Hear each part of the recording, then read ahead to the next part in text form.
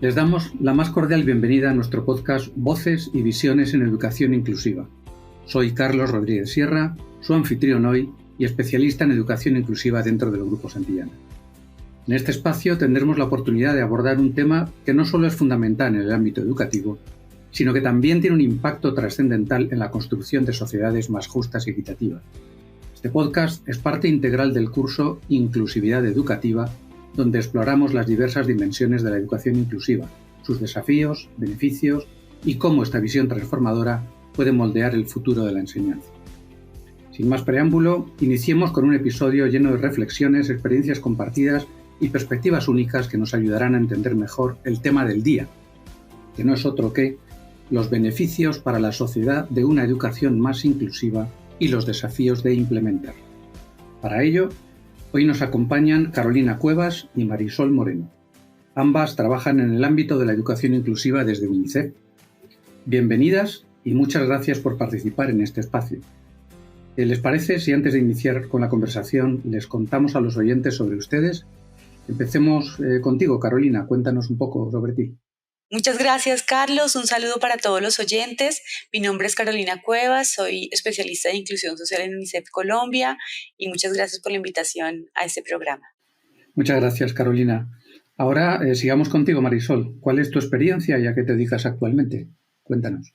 Buenos días, mi nombre es Marisol Moreno Angarita, yo soy académica, investigadora, me he dedicado al estudio de las políticas, las prácticas y las culturas inclusivas y actualmente soy consultora de UNICEF, acompañando a Carolina en algunas iniciativas. Gracias. Muchas gracias de nuevo. Bueno, iniciemos la conversación y empecemos por lo fundamental. Marisol, ¿cuáles son, desde tu perspectiva, los beneficios más destacados que una educación inclusiva aporta a la sociedad, así en general? Gracias, Carlos, por la pregunta. Efectivamente, el sistema educativo es el escenario al que una sociedad determinada le confiere un espacio privilegiado para cultivar lo humano. Entonces, la educación inclusiva es esa visión, esa manera de entender socialmente cómo todos y todas los miembros de una sociedad, independientemente de las características, deben aprender a estar juntos.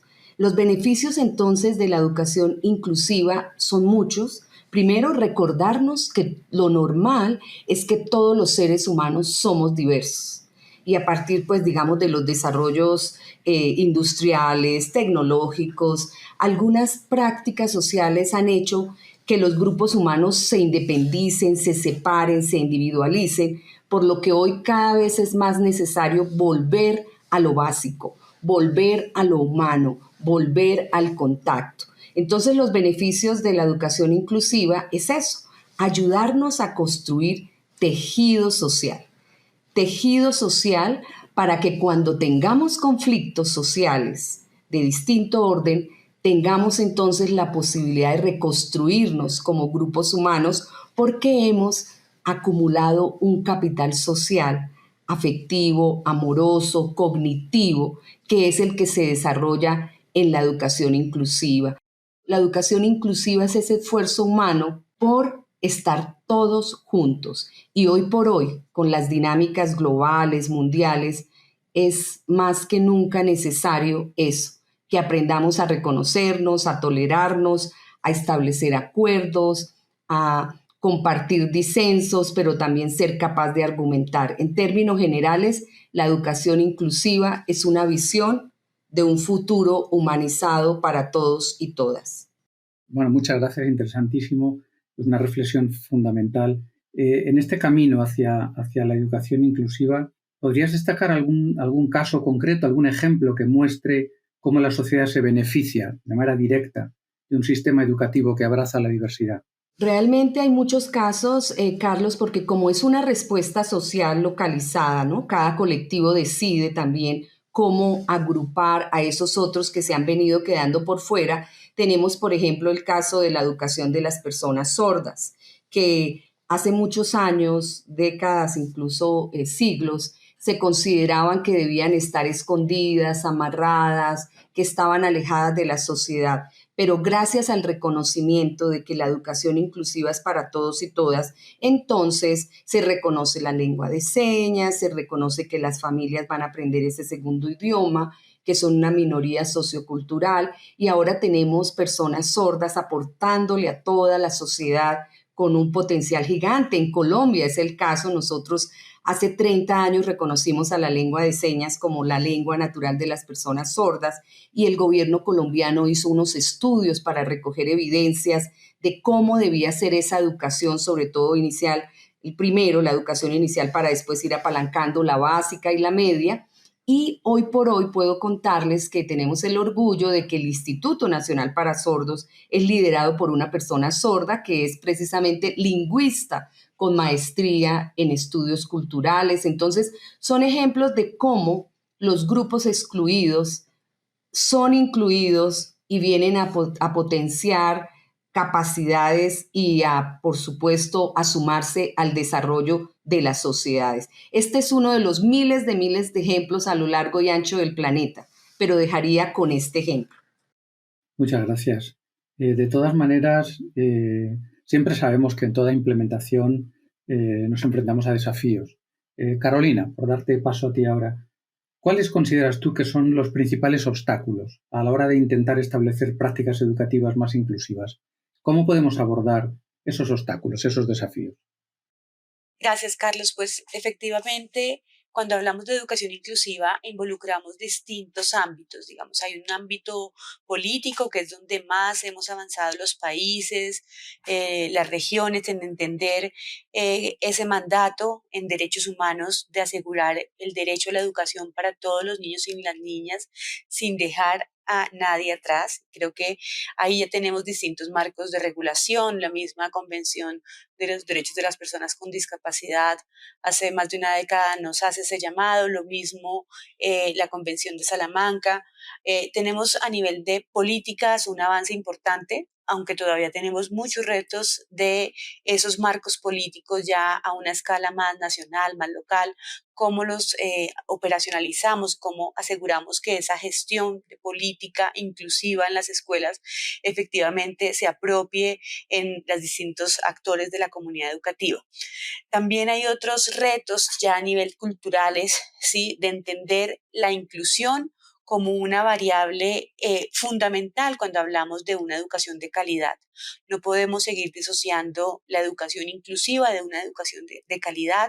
No podemos seguir entendiendo que una educación de calidad puede hacer caso omiso de factores de inclusión, de reconocer la diversidad de los estudiantes, de reconocer efectivamente esa necesidad de generar diversidad también en los procesos de aprendizaje, de flexibilizar, de transformar muchos instrumentos, no solamente de pedagogía, sino de gestión y de ese llamado que nos exige reconocer que somos diferentes. Entonces creo que también ahí tenemos unos retos de implementación asociados a aspectos culturales que en la medida en que hagamos conciencia en nuestras instituciones, en nuestras comunidades, de cuáles son esos comportamientos que siguen perpetuando una discriminación, en muchos casos muy sutil. Es frecuente que muchas familias con hijos con discapacidad encuentren una referencia de es mejor que en este colegio no, tal vez tu hijo estaría mejor o más protegido en este otro colegio. Y hay, digamos, todavía unas prácticas que mantienen culturalmente una exclusión y una discriminación para las personas con discapacidad. Ahí tenemos que revisarlo como sociedad, como toda la comunidad educativa, tener esas alertas. Esto también está muy ligado a esas situaciones de convivencia que se ve cada vez más en nuestros colegios, donde si no estás en un formato o en un rango con unas características de eso que consideramos normal, entonces ahí hay situaciones de exclusión, de bullying, situaciones que afectan efectivamente esa posibilidad de tener unos espacios inclusivos y favorables para la educación.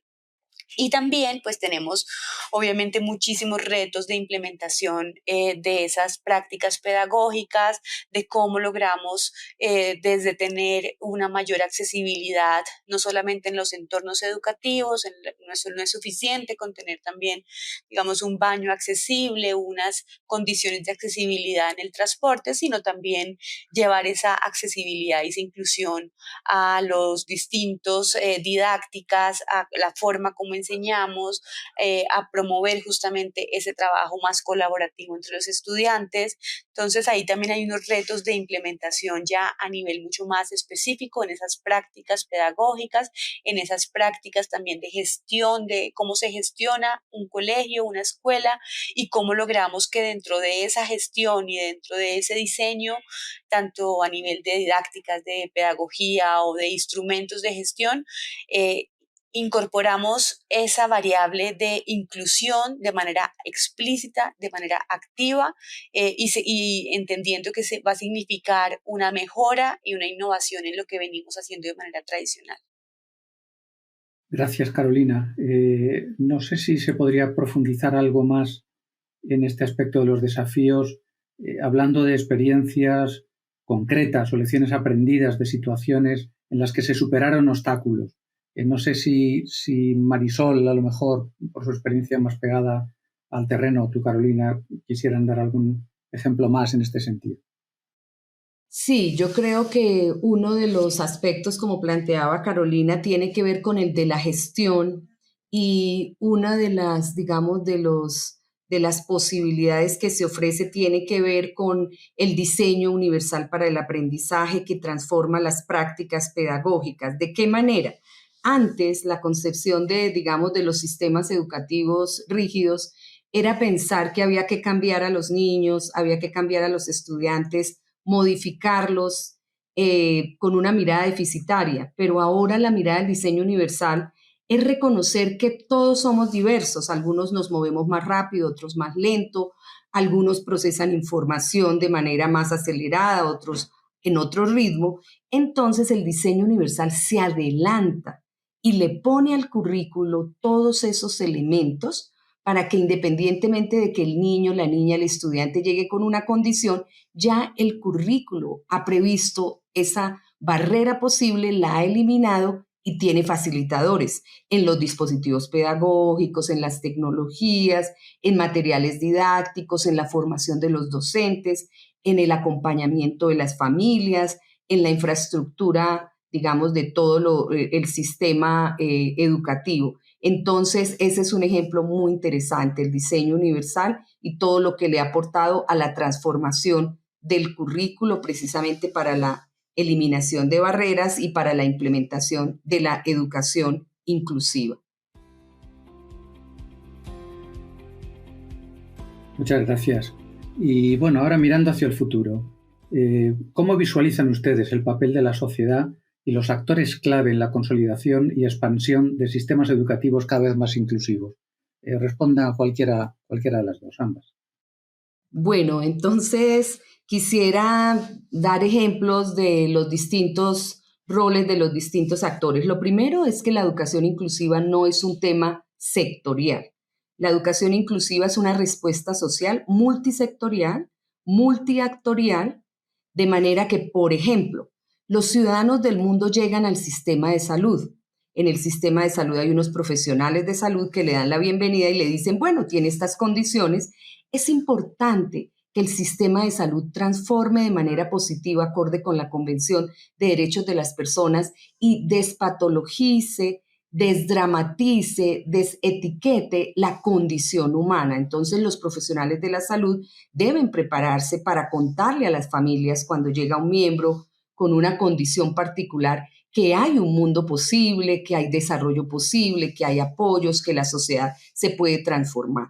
Ese paso del hogar al sistema educativo en la educación inicial requiere acompañamiento del sector social, de los apoyos, de distintos profesionales que ayudan a construir un proyecto de vida cuando las condiciones son sorpresivas para la familia, cuando la familia no tiene una red de apoyo, etc. Entonces, cuando ya se llega al sistema educativo, pues lo que hemos venido hablando, todo lo que tiene que ver con transformación de prácticas, la inclusión de dispositivos, ajustes razonables, pero es que los ajustes razonables les sirven a todos. Un ajuste que hagamos, que un maestro haga en darle más tiempo a un estudiante para resolver unas preguntas, pues es un ajuste que podría ser universal. ¿Quién no necesita a su ritmo, sobre todo en la primaria, poder aprender con mayor calma? Obviamente la secundaria es distinta, la universidad es distinta, ¿cierto? Cada nivel educativo tiene unos retos, pero hablemos también de trabajo. ¿Está la sociedad preparada para reconocer distintas maneras de trabajar, los tiempos? La pandemia ya nos transformó las modalidades laborales. Entonces ya está el teletrabajo, los apoyos, las ayudas, los tiempos parciales. Hacia allá vamos para ser cada vez más inclusivos. Pero quisiera también llamar la atención sobre la tercera edad, porque si hay dos condiciones que nos muestran la dependencia y la condición humana en toda su plenitud, es la primera infancia, donde los niños necesitan muchos apoyos y muchas ayudas, pero también la tercera edad. Entonces la educación inclusiva de alguna manera también nos ayuda, Carlos, a prepararnos para ser una sociedad más amable, más acogedora, con esas diferencias, ¿no? La persona mayor que se mueve a otro ritmo, que habla despacio. Es así, la inclusión en realidad es una perfecta expresión de lo humano en toda su plenitud. Gracias, Marisol. Carolina, ¿querrías complementar? Sí, Carlos, quisiera agregar que cuando hablamos de una sociedad inclusiva y de entornos educativos inclusivos, esto supone el compromiso y la acción de todos los que estamos involucrados en eso. Y esto no es un proceso que pueda depender de un solo actor, de un solo grupo. Esto nos hace un llamado a todas las personas en la sociedad. Y ahí pues los gobiernos tienen una responsabilidad muy grande para seguir fortaleciendo esa implementación de sus políticas de educación inclusiva, un poco revisando cualquier oferta que todavía promueva o de alguna manera genere esquemas segregados de educación, asegurar que esa inversión en educación inclusiva se traduzca en una mayor provisión de todos esos elementos que son fundamentales para un buen proceso de educación inclusiva: intérpretes de seña, tecnología adaptada, equipos de apoyo, que eso efectivamente esté presente y disponible en las aulas es fundamental. También se necesita un llamado urgente a que dejemos de disociar lo que es una política de educación de calidad con políticas de educación inclusiva. Digamos, la inclusión, la atención a la diversidad es una variable fundamental cuando hablamos de educación de calidad. Y logramos que efectivamente eso se traduzca desde la educación inicial, como ya lo mencionaban, pero asegurando esa permanencia en el sistema educativo a lo largo de la vida. Y también buscar ese cambio en los procesos de formación a los docentes. Yo creo que esto es un llamado también a todas las facultades de educación, centros de formación en educación, porque cualquier docente, cualquier agente educativo debe estar preparado para la diversidad que va a encontrar en sus aulas. Debe poder resolver distintas situaciones y promover de manera natural esos elementos que son fundamentales de una educación inclusiva: el aprendizaje colaborativo, el trabajo entre pares, toda esa mirada de flexibilización, de inteligencias múltiples, ese reconocimiento a esa diversidad en el aula es fundamental. Y también pues asegurar que las familias estén respaldadas, que estén protegidas, que también las familias cada vez más puedan ser un actor fundamental que trabaje de manera colaborativa con la comunidad educativa en facilitar esos elementos que son fundamentales de la educación inclusiva. Qué interesante. Muchas gracias a las dos por todas estas reflexiones. Nos han ayudado a comprender los beneficios para la sociedad de una educación inclusiva y también los desafíos presentes y futuros para la implementación de una educación para todas y para todos. Me encantaría destacar una frase que me ha gustado mucho de Marisol, que la educación inclusiva nos ayuda a construir tejido social. Ese es un beneficio fundamental, ¿no? Entender que debemos estar juntos a partir de la diversidad humana. Ese concepto de tejido social me ha encantado como beneficio. Y en cuanto a los desafíos, me quedo con con cosas que ha dicho Carolina, como no disociar la educación de calidad de la educación inclusiva. Me parece que hablamos de dos cosas distintas cuando son claramente lo mismo, ¿no? No hay que dejar a nadie atrás. La frase de ningún objetivo educativo se puede dar por logrado si no lo logran todos, que creo que quedó dicho en un manifiesto de Naciones Unidas, me parece extraordinario. Y desde luego el concepto que han dicho ustedes del diseño universal para el aprendizaje como una filosofía que transforma el currículo y todo el sistema educativo, me parece un concepto muy potente, un concepto que interpela a todos, que interpela a los administradores públicos, que interpela a los equipos directivos de los colegios, que interpela a los docentes. Carolina, ponías mucho énfasis en tu última intervención en el papel esencial de los docentes. Comparto esa visión. Y el diseño universal para el aprendizaje interpela también a las editoriales educativas. En fin, todos los agentes que conformamos la comunidad educativa nos tenemos que sentir interpelados por estos enfoques y desde luego ha quedado claro cuáles son los beneficios educativos y sociales de la educación inclusiva. De nuevo, muchísimas gracias Carolina y Marisol por su participación y por su generosidad a la hora de compartir con nosotros su experiencia y su visión. Y por supuesto, muchísimas gracias a todos los oyentes, a quienes animo desde aquí a continuar con las demás actividades preparadas para el curso. Un muy cordial saludo y hasta una próxima ocasión.